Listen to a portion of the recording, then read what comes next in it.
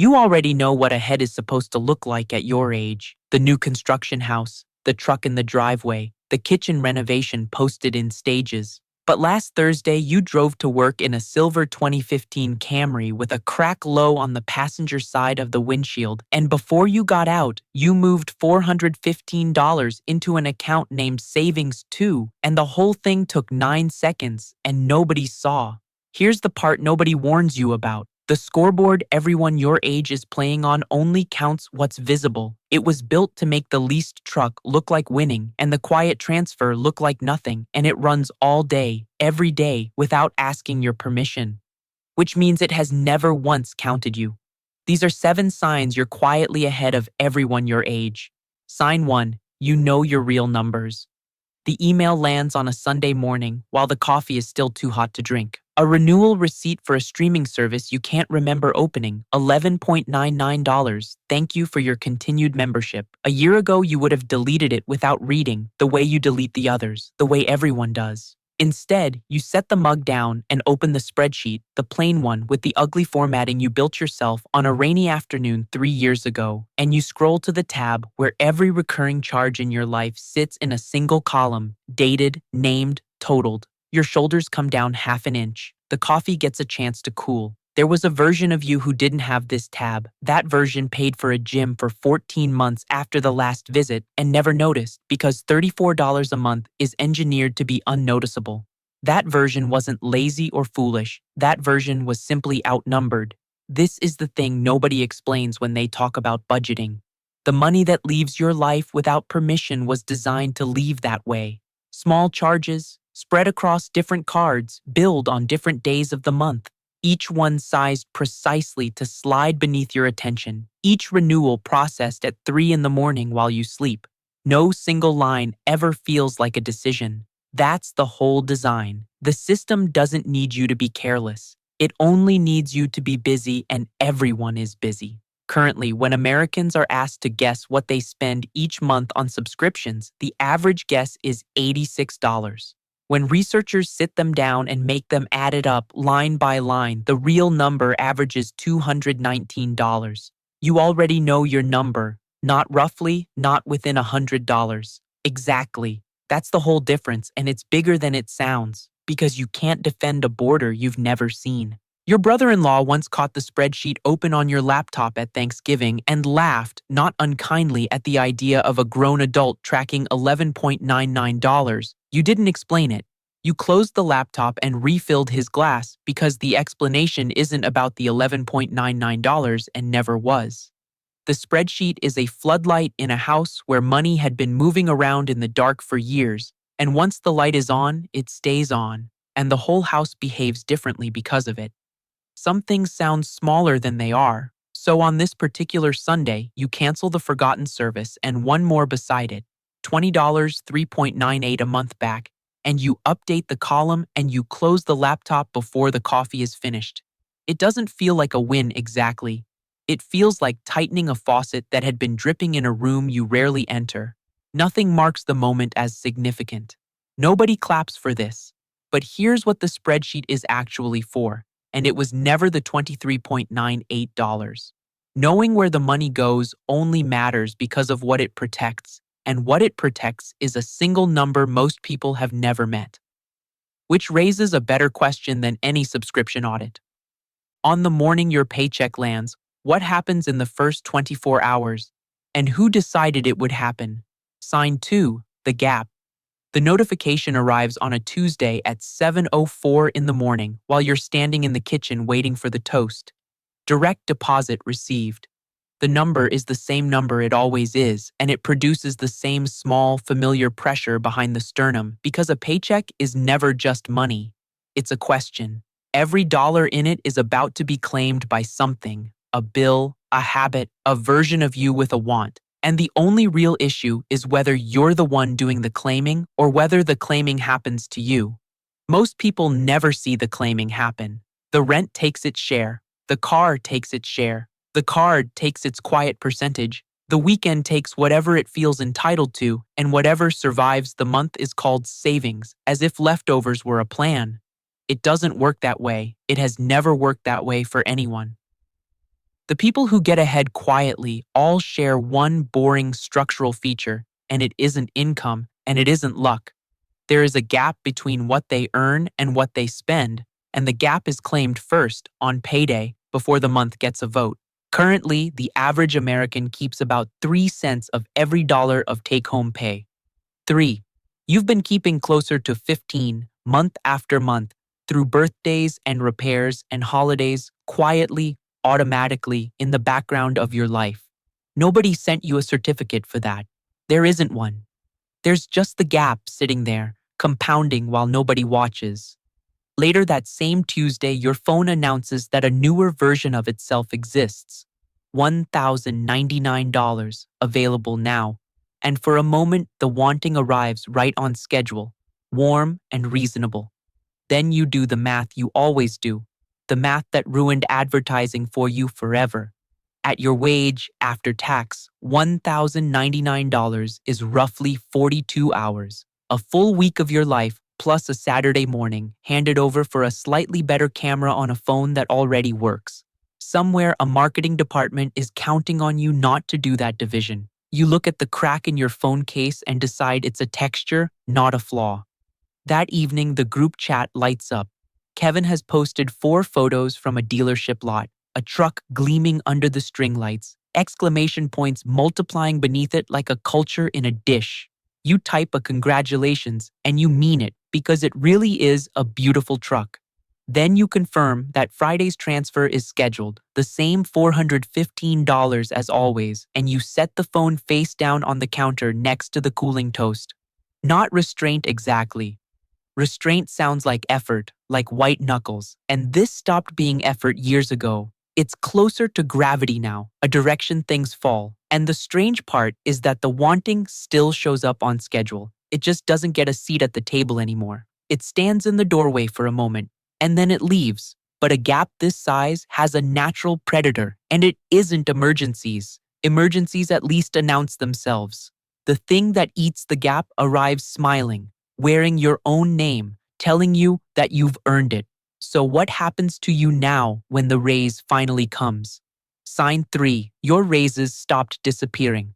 The email comes on a Wednesday from a no-reply address in HR, and it says your compensation has been adjusted upward by 4%, effective the first of the month. You read it twice. Something in your chest lifts a quarter inch and settles, and you remember, without wanting to, what this exact email used to do to you. 10 years ago, it triggered a sequence you never consciously chose.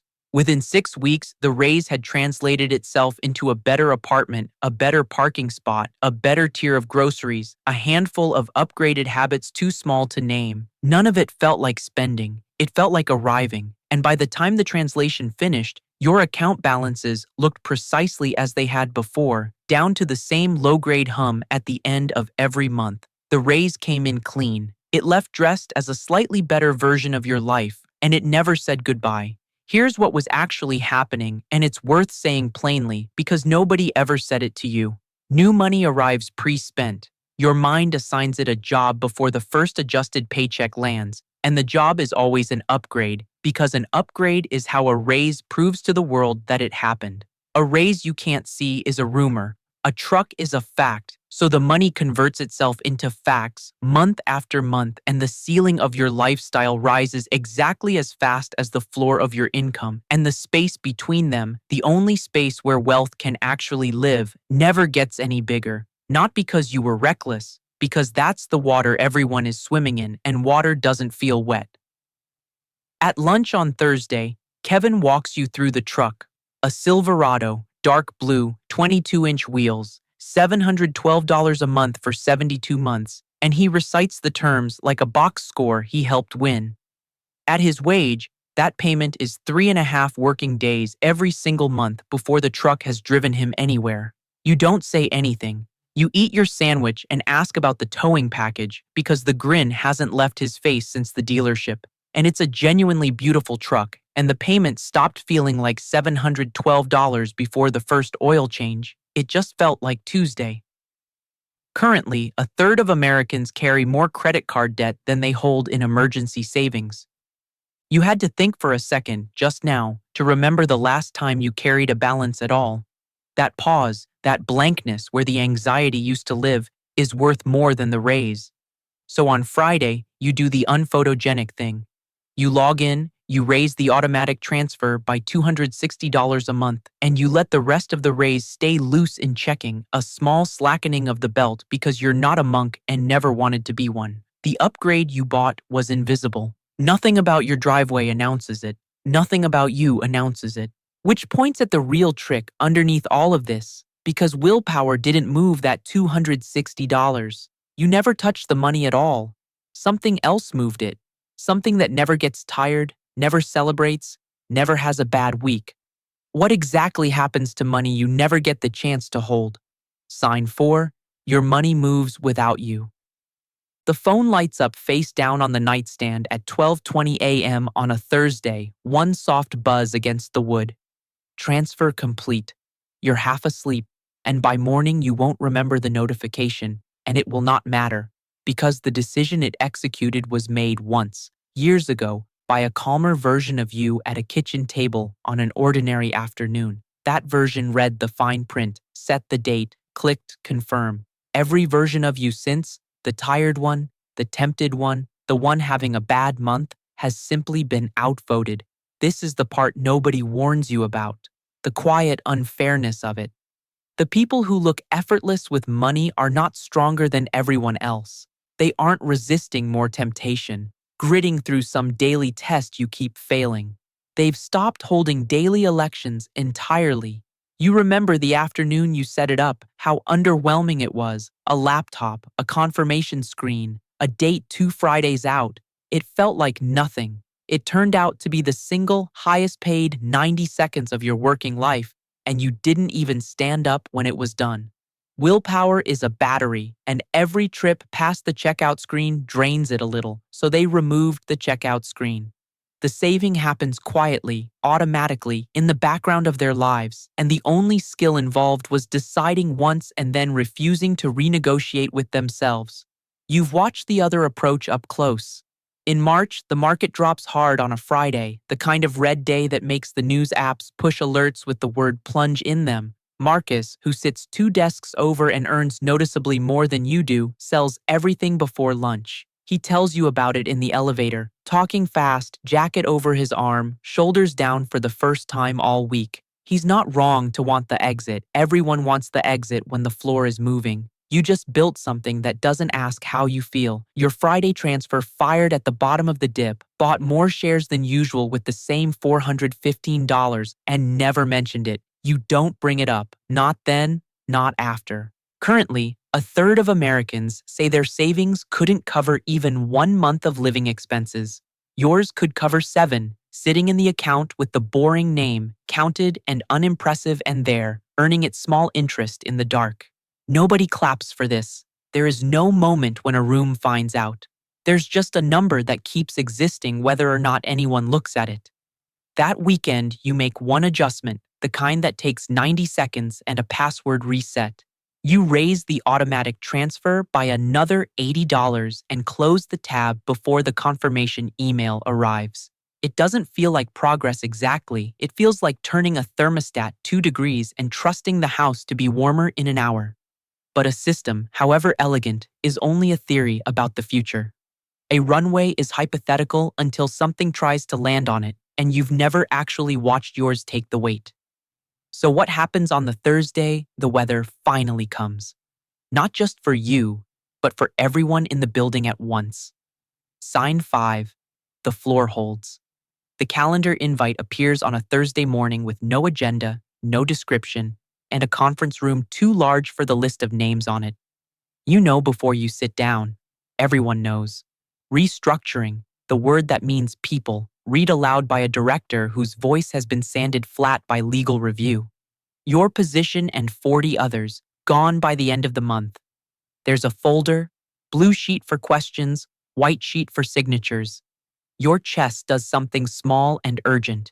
Your hands stay still on the table, and you notice them staying still, as if they belong to someone further along than you. Kevin is in the same room, 4 seats down, same folder, same sentence. Same storm, different boats. That night you're awake at 2:17 a.m., running arithmetic on the ceiling, and the arithmetic keeps arriving at the same unremarkable answer no matter which direction you approach it from. Severance plus the boring account equals roughly 8 months of your actual expenses, actual, not estimated, because an ugly spreadsheet has been telling you the real number for years. 8 months, time to be picky, time to sleep, eventually. Kevin, you learn later over a beer he insists on buying, was 9 days from the truck payment when the meeting ended, and the lease has 4 years left, and the dealership's number for early termination made him laugh in a way that wasn't laughing. Currently, fewer than 1 in 3 Americans could cover a $1,000 surprise from savings. Your surprise arrived with a comma in it, and there was a number already standing there, bored, waiting to absorb the hit as if absorbing hits were the most ordinary work in the world, which, it turns out, was the job description all along. This is what those invisible Fridays were quietly purchasing, not stuff, not status. Time, stored in a form nobody can see, spendable on the one day everyone suddenly needs it. Dana from the 4th floor, the one with the watch, stops by while you're boxing your things. She's been through 2 of these, she says, and the second one barely raised her pulse. She says it the way you'd describe weather in another city, and then she says something you'll think about for weeks. The first layoff taught her what money was for. Everything since has just been tuition she already paid. You notice, not for the first time, that she never seems to be performing anything. Friday comes, 2 days after the meeting, and the $415 transfer fires anyway, indifferent to the news. It just felt like Tuesday. You let it. You drive home in the Camry, the crack riding low on the glass like a river on a map. And the strange thing is how quiet the car feels. Not relief, exactly.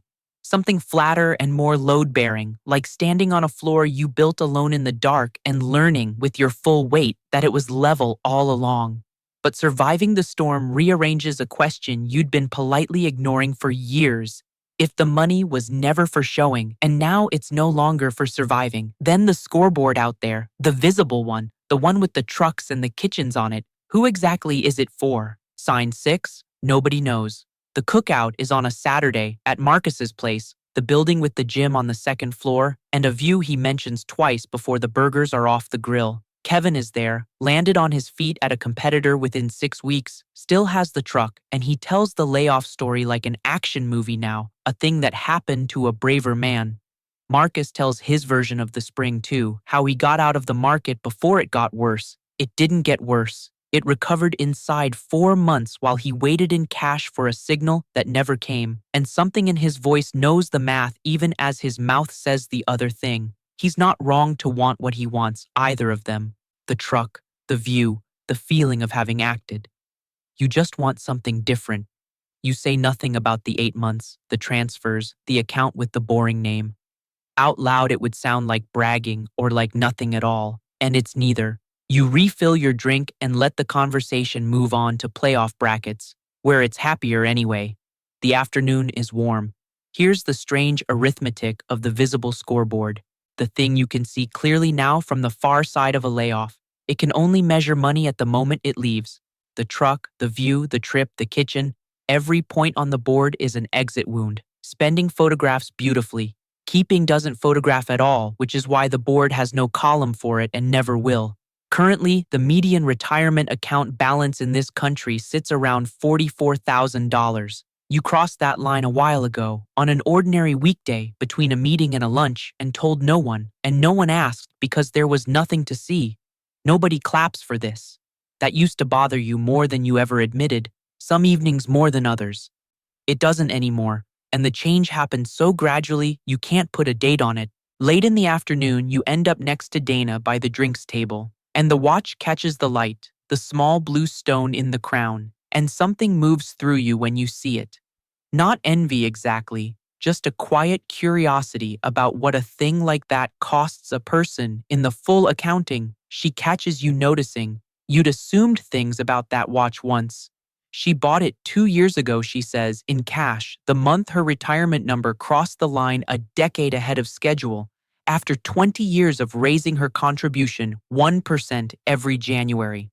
The watch wasn't a reward, she says, turning her wrist. It was a receipt. It turns out you never stop wanting nice things. You just finally learn their real price, and then a few of them are worth it and the rest quietly aren't. You drive home in the Camry. The crack hasn't grown in 3 years. Neither has your need to explain it. Which leaves the last sign, and it's the only one that was ever the point. It isn't a number, and no spreadsheet has a cell for it. What is all of this actually buying on the one day it finally has to matter? Sign 7, the silence. The call comes on a Tuesday afternoon. Your sister's name on the screen at an hour she never calls. Your mother has fallen, a hip, a hospital 600 miles away, surgery scheduled for morning. The kitchen goes very still around you, and your body starts moving before your thoughts finish forming. Keys, charger, the bag you keep half packed. And here is the entire sign, the whole thing, small enough to miss if you're not watching for it. You open the airline app in the car outside the house. You pick the first flight out in the morning, $387, and you book it without checking a balance. Read that again slowly because it will not look like anything. No second screen opens in your mind to run the math. No voice asks whether this is a good month for this, whether the card has room, whether the trip could wait until you know more. The question of whether you can afford to go simply never attends the moment. It wasn't answered quickly. It wasn't asked. There was a year, and you know exactly which year, when that same phone call would have carried 2 emergencies inside it, and the second one would have been shaped like a number, and some part of you would have flinched at even noticing it. Grief is heavy enough carried alone. Most people carry it with a calculator in the other hand. Nearly 7 in 10 Americans say that if their income stopped, they aren't confident they could cover even the next month. You remember that feeling from the inside, its exact texture, the way it used to sit in on every decision like an uninvited third person, clearing its throat during birthdays, during checkouts, during 3 in the morning ceilings. It isn't in the waiting room with you. It didn't make the trip. What's in the waiting room is fluorescent light, a paper cup of coffee finally cool enough to drink, your phone face down on the plastic chair beside you, and your whole attention, unmortgaged, pointed at the person who needs it. Your sister keeps checking her banking app between updates from the nurse's station, doing quiet math with her mouth tight, and you recognize the posture from the inside, from years of it. You put your hand on her shoulder and tell her you've got the hotel and the flights if she needs one, and you watch half the weight leave her face before the nurse even comes back. The surgery goes fine. Your mother, settled into her room and batting away the fuss with one hand, asks whether the last-minute flight was expensive because she is who she is. You tell her not to worry about it, and for the first time in your life, the sentence is completely, structurally true all the way down. This is what the transfers were doing all those Fridays, quietly, automatically, in the background of your life. Money's highest use was never the truck or the view or even the 8 months of runway. It was absence. The ability, standing in a hospital corridor on a Wednesday morning, to not be thinking about money at all. Wealth, it turns out, is mostly the sound of a certain voice going silent. You fly home on Sunday. The Camry starts on the first turn the way it always does. And somewhere over a state you don't look down at, a question surfaces that none of the numbers can settle, and it follows you off the plane and into the ordinary week. Tomorrow will be ordinary on purpose. Same coffee, same commute, same silver car with the river of a crack riding low on the glass. You used to angle your parking so the crack faced away from the building, back when you thought it said something about you. It did say something. You just had it translated wrong. It was never damage. It was a receipt, same as Dana's watch, proof of every visible thing you traded for an invisible one. And it has been telling the truth about you this whole time to anyone who knew how to read it. Nobody did. That was fine. That was the design. None of this fixes Monday. The math doesn't make the alarm kinder or the inbox smaller, and being ahead doesn't feel the way being ahead was supposed to feel, which is the last thing nobody tells you. It mostly feels like quiet. It just feels like Tuesday, over and over, until one day the Tuesdays are the point. This week, something routine will happen. A purchase will almost happen and then won't, and there will be a pause where the wanting used to be. 2 seconds, maybe 3. Notice that pause. It's the sound of a decision made by the person you became instead of the person you were, and it leaves the question you'll be answering for the rest of your life without quite saying it out loud. At what point does the life you've been quietly building stop being a plan and start being the life you're actually